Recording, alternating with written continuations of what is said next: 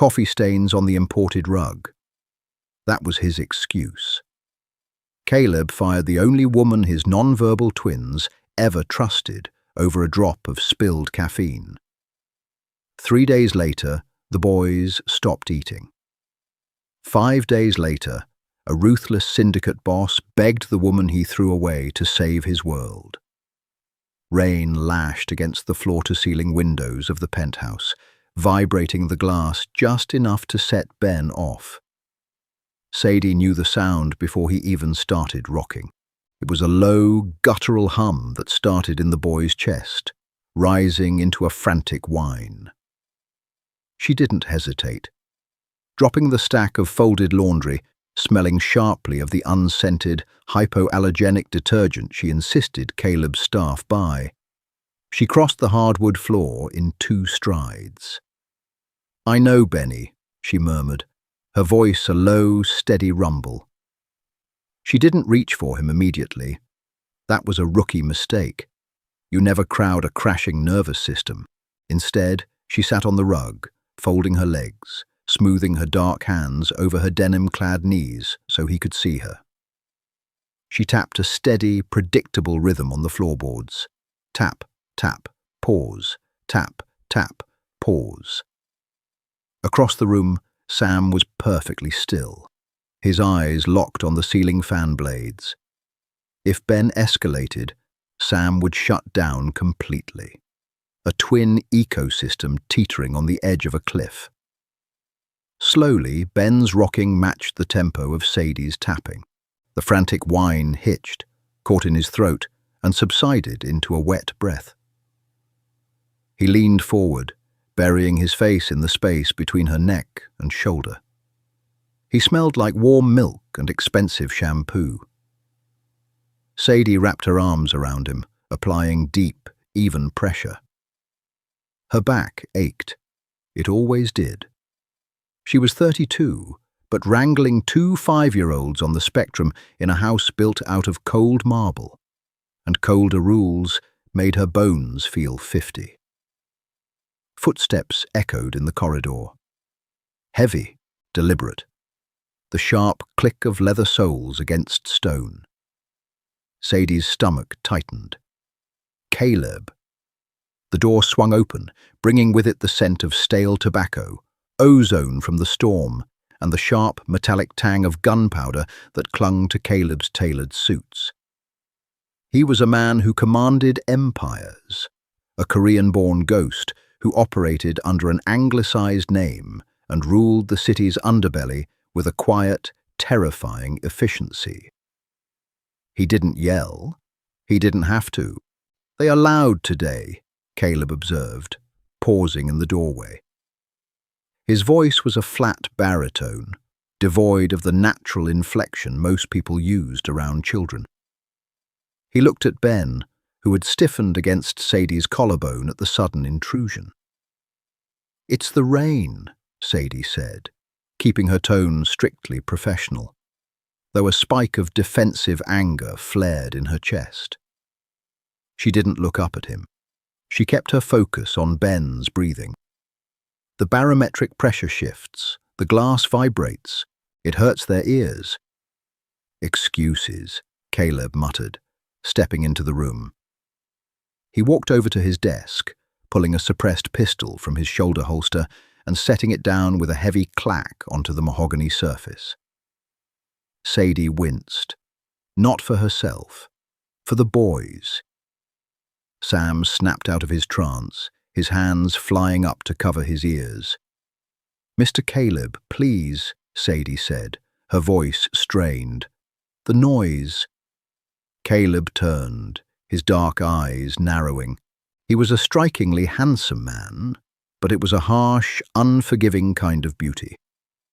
High cheekbones, a sharp jawline, and eyes that held the flat dullness of a bruised knuckle. He paid her handsomely to keep the twins out of his way. They were his blood, his heirs, but they were also mysteries he had no patience to solve. "Are you instructing me in my own home, Sadie?"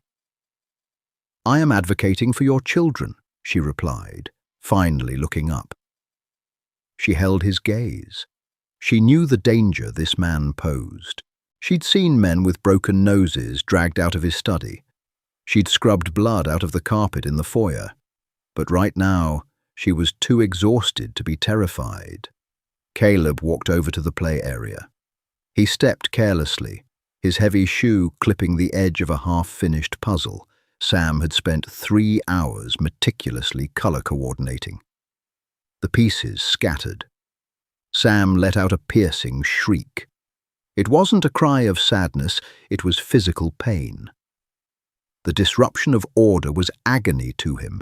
He dropped to his knees, his small hands slapping against his thighs in a frantic, self-soothing rhythm that was escalating into self-injury. Sadie let go of Ben, scrambling across the floor toward Sam. In her haste, her elbow knocked into a lukewarm cup of coffee she had left on the side table hours ago. The ceramic tipped. A splash of brown liquid hit the toe of Caleb's polished Italian leather shoe and stained the white Persian rug beneath it. Silence dropped over the room, heavier than the thunderstorm outside. Sam was still shrieking, but Sadie froze, looking at the dark stain blooming on the fabric. Caleb stared down at his shoe. Then he looked at Sadie. There was no explosive rage, just a chilling, absolute severing of tolerance. "You are careless," Caleb said softly. "It was an accident," Sadie breathed, reaching out to grab a cloth from her back pocket, but Caleb stepped back. "You forget your place. You dictate the schedule. You lock the doors when my associates are here. You speak to me as if we are equals." He looked down at the coffee stain as if it were a fatal betrayal. "And you cannot even maintain order in a single room." "They are children, not soldiers," Sadie snapped, the filter completely dissolving. "He spent hours on that puzzle. You ruined it." Caleb's jaw ticked. "Pack your things. You have 30 minutes to leave the property." Sadie's breath hitched. "You can't be serious. Over coffee, over a puzzle." "Caleb, if I leave, they won't understand. It takes months to build a routine." 29 minutes, Caleb interrupted, turning his back on her. "Griggs will escort you out." Sadie looked at the twins. Ben was curled into a tight ball. Sam was slapping his legs, his face red and tear-streaked. A sickening wave of helplessness washed over her. She wanted to scream, to hit the man, to snatch the boys and run. Instead, she stood up, her knees popping in the quiet room. She didn't cry. She just felt an ugly, hollow pit opening in her stomach. She was a black woman from the South Side who had learned long ago that rich, violent men didn't listen to reason. They only listened to power, and she had none. 72 hours later, Sadie sat on the edge of her lumpy mattress, staring at a patch of peeling yellow paint on her apartment wall. The radiator hissed, a harsh, mechanical sound completely unlike the soft hum of the climate control in Caleb's penthouse. She took a sip of cheap, boxed wine from a chipped mug. It tasted like vinegar and regret. She hated that she missed them. She really did. She tried to tell herself it was just a paycheck. 3 years of wiping noses, decoding non-verbal cues, and navigating the volatile moods of a mob boss. She should feel liberated. She should be sleeping in. Instead, she woke up at 6:15 a.m. every morning in a cold sweat, her hands instinctively reaching for a weighted blanket that wasn't there. Her mind tormented her with sensory flashes. Did the new nanny know Sam needed his toast cut into exact squares? Did they know Ben would gag if his water wasn't ice cold? She slammed the mug down on the bedside table, splashing burgundy drops onto the cheap wood. "Not your problem," she muttered to the empty room. "Not your kids, not your problem." She walked into the tiny bathroom. turned the shower dial to hot, and let the cheap water pressure batter her shoulders. She scrubbed her skin until it was raw, trying to wash away the phantom sensation of small, desperate fingers clinging to her shirt. She wasn't a savior, she was just tired. Miles away, in a fortress of glass and steel, Caleb's empire was burning from the inside out. It wasn't a rival syndicate, it was a bowl of oatmeal. Caleb stood in the center of the sprawling kitchen, his tie discarded, his usually immaculate hair ruffled by his own frustrated hands. Across the marble island sat Ben and Sam. They looked like ghosts. "Eat," Caleb commanded. His voice was low, laced with the same authority that made hardened criminals wet themselves. Ben stared through him, his eyes completely vacant. He sat perfectly still. He hadn't rocked in a day and a half. He hadn't made a sound. Sam was worse. Sam was trembling. A violent, full-body tremor, his lips cracked and dry. Clara, the agency replacement Caleb had hired at triple Sadie's salary, stood in the corner, clutching a dish towel like a shield. She was pale, young, and entirely out of her depth. "I tried, Mr. Reed," Clara stammered, her voice shaking. "I made it exactly how the note said. But when I tried to feed Sam, he threw the bowl. He hasn't swallowed water since yesterday morning. Ben just stares." Caleb closed his eyes. The smell of the kitchen, burnt sugar, expensive vanilla, and the metallic scent of his own rising panic was making him nauseous. He had fired men. He had ordered executions. He manipulated shipping ports and bribed judges. But he could not force a 5-year-old child to open his mouth. He walked around the island and crouched beside Sam's stool. "Samuel," he said, trying to soften his voice. He reached out to touch his son's arm. Sam flinched violently, pulling away as if Caleb's skin was made of burning coal. He squeezed his eyes shut and let out a dry, raspy whimper. Caleb froze, his hand suspended in mid-air. The rejection hit him like a physical blow to the ribs. He looked at Ben. Ben didn't even register he was in the room. They were fading.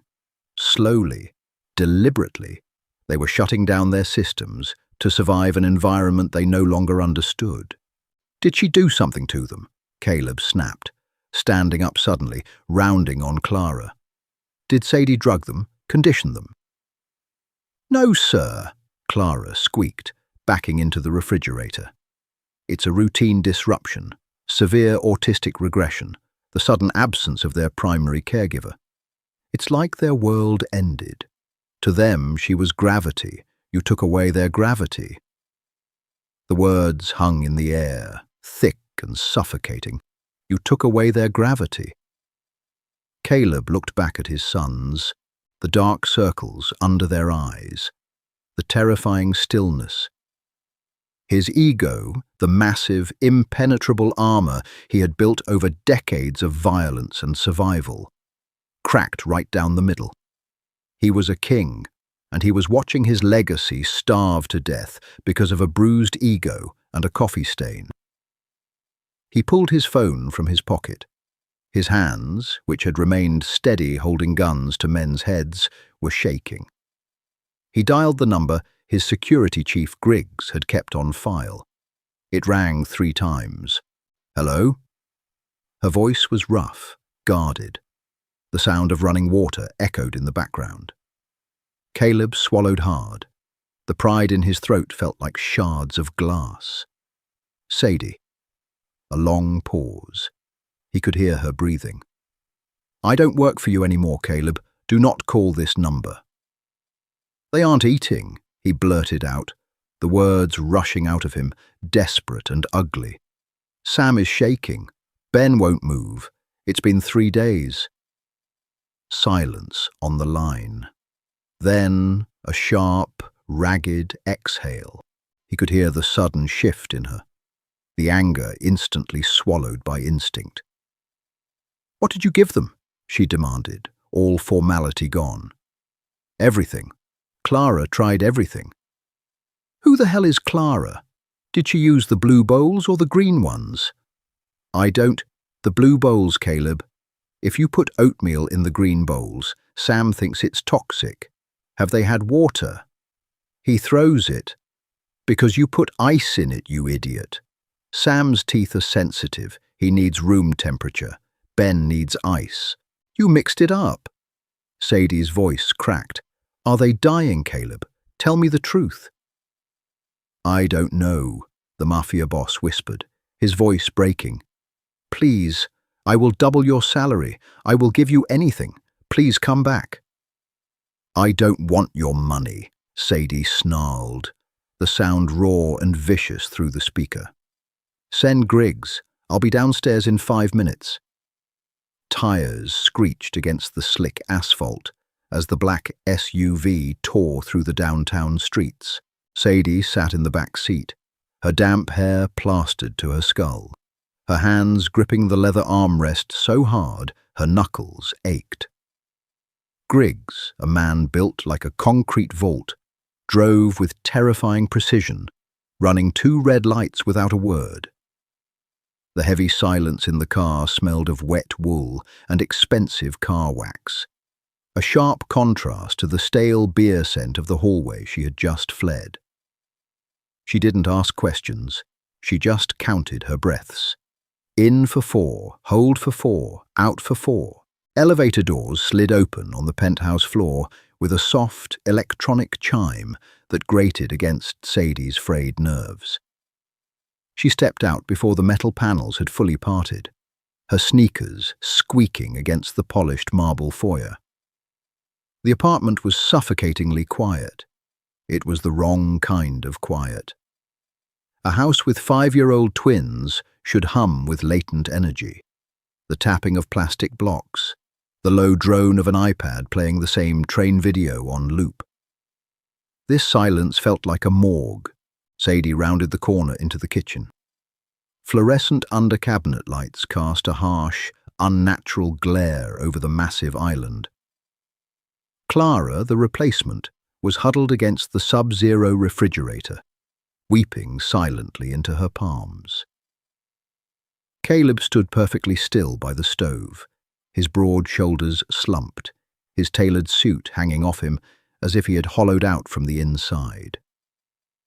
Then she saw the boys. Bile rose in the back of Sadie's throat. Sam was curled into a tight, vibrating ball on the hardwood floor, his face pressed against the baseboards. Ben was sitting at the marble counter, his eyes fixed unblinkingly on a smudge on the stainless steel toaster. His lips were chapped, peeling in dry, white flakes. He looked translucent. Sadie dropped her wet jacket onto the pristine floor. She didn't look at Caleb. She didn't acknowledge his empire, his money, or his pride. "Turn off the overhead lights," she ordered. Her voice wasn't loud, but it cut through the room like a scalpel. Caleb flinched, then immediately reached for the dimmer switch, plunging the kitchen into a soft, shadowy dusk. "Clara," Sadie said, her tone softening just a fraction, though her eyes remained entirely focused on the floor. "Go home. Leave the apron. Just go." The young woman let out a choked sob, practically sprinting for the service elevator. Sadie walked to the sink.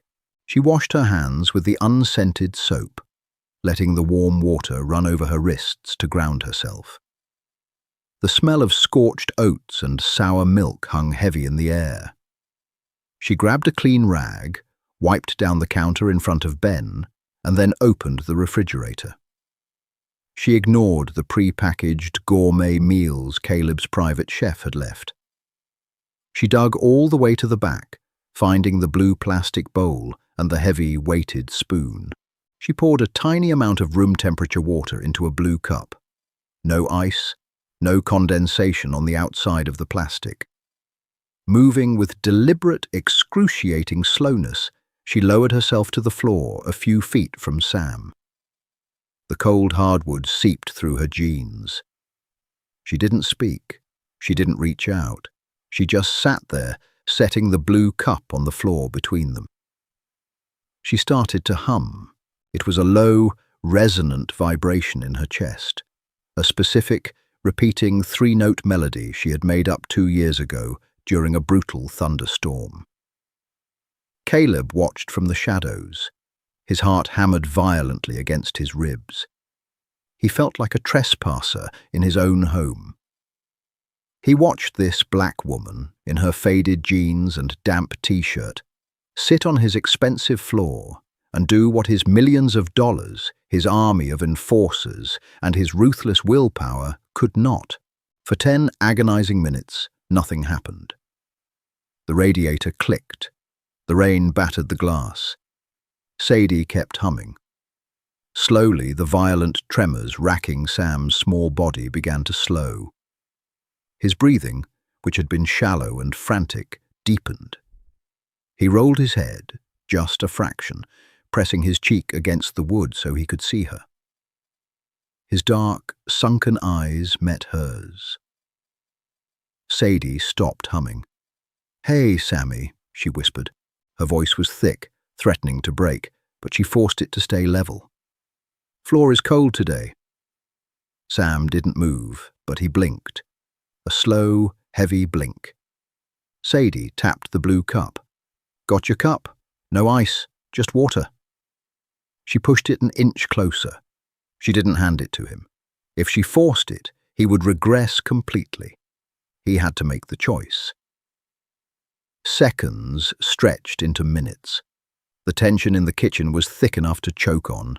Caleb held his breath. His hands curled into tight fists at his sides, his fingernails digging crescents into his palms. Sam let out a ragged, dry sigh. His small, trembling hand reached out. His fingers brushed the plastic. He pulled it toward his chest, curled into a ball around it, and pressed the rim to his cracked lips. He took a sip. Sadie closed her eyes, letting out a breath she felt like she had been holding for 3 days. "Good job, buddy. Slow sips." She turned her head slightly, looking up at the counter. Ben was still staring at the toaster, but his head was tilted. He was listening. "Benny," Sadie called out softly. "I need help with the blue bowl. It's empty." Ben's fingers twitched. He slowly turned his head. When he saw Sadie sitting on the floor, the blank, vacant stare shattered. A sharp, high-pitched keen erupted from his throat, a sound of pure, overwhelming relief. He slid off the bar stool, nearly tripping over his own feet, and crashed into Sadie's chest. She caught him, wrapping her arms around his back, pulling Sam in with her other arm. She buried her face in their hair, smelling the sweat and the fear and the distinct, irreplaceable scent of her kids.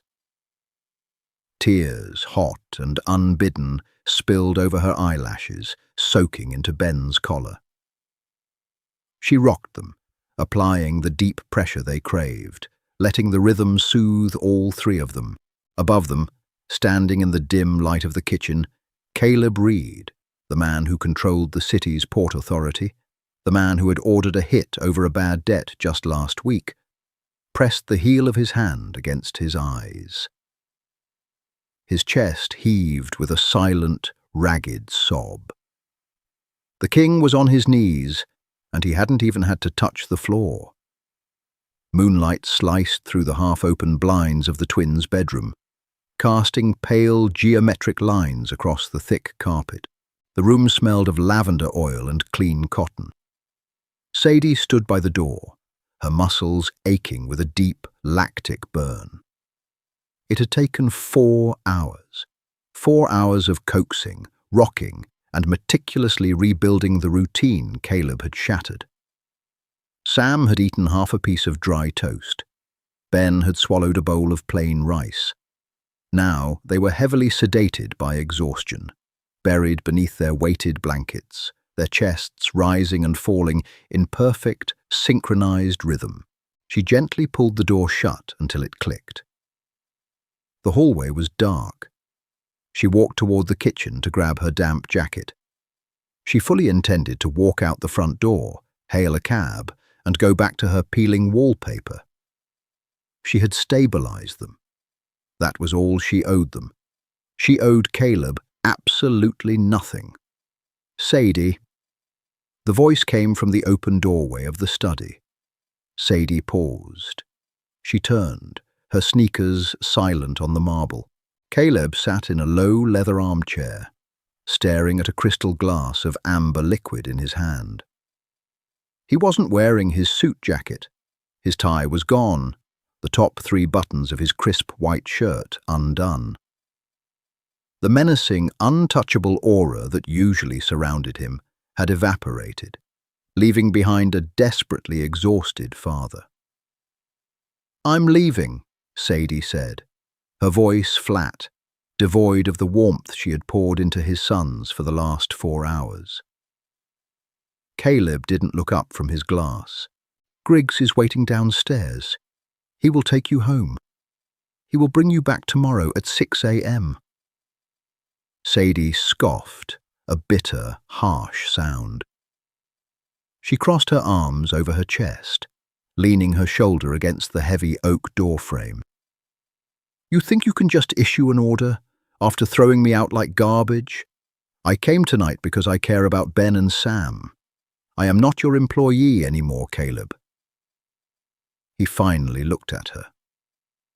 The bruising darkness under his eyes was stark against his pale skin. He looked his age for once. "I know." He set the glass down on the mahogany desk. It clinked sharply in the quiet room. He stood up, walking around the desk. He didn't approach her with the aggressive, territorial stride of a boss. He walked slowly, stopping 6 feet away, respecting the boundary she had drawn with her body language. "I have spent my entire life controlling variables," Caleb said, his voice low, raspy from disuse. "If a man betrays me, I remove him. If a shipment is blocked, I buy a new route. Money and fear, they fix everything." He looked down at the floor, right at the spot where the coffee stain had been meticulously scrubbed away by his cleaning staff, leaving the rug perfectly, artificially white. But they did not fix this. "Autism isn't a variable you can control or intimidate," Sadie said coldly. "They aren't your soldiers. They are little boys whose brains are wired differently. They need patience. They need a safe harbor. You provide a fortress, Caleb, but you don't provide safety." The words were a direct hit. A lesser man would have exploded. Caleb just absorbed them, his jaw clenching. "I fired you because I felt weak in my own home," he admitted, the words sounding as if they were being dragged over gravel. "You knew what they needed, and I didn't. You calmed them, and they shrank from me. I was jealous. I was arrogant, and it nearly killed my sons." Sadie stared at him. She was used to his violence, his coldness, his dismissive checks with extra zeros added to buy her silence. She wasn't prepared for this raw, bleeding confession. It made her uncomfortable.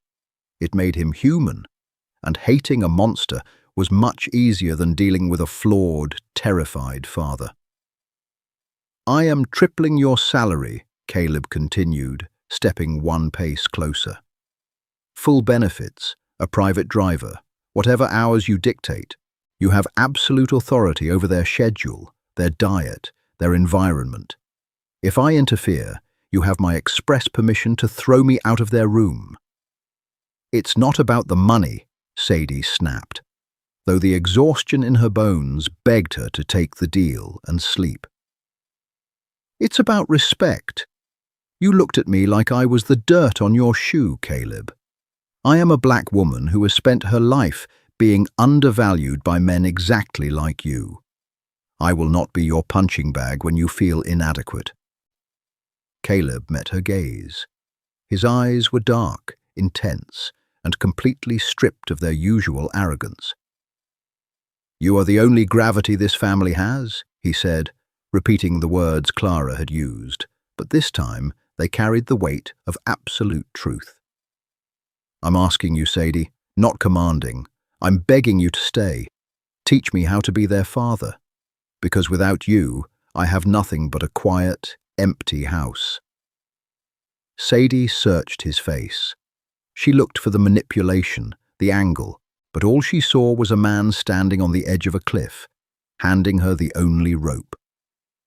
She thought of Ben's face buried in her neck.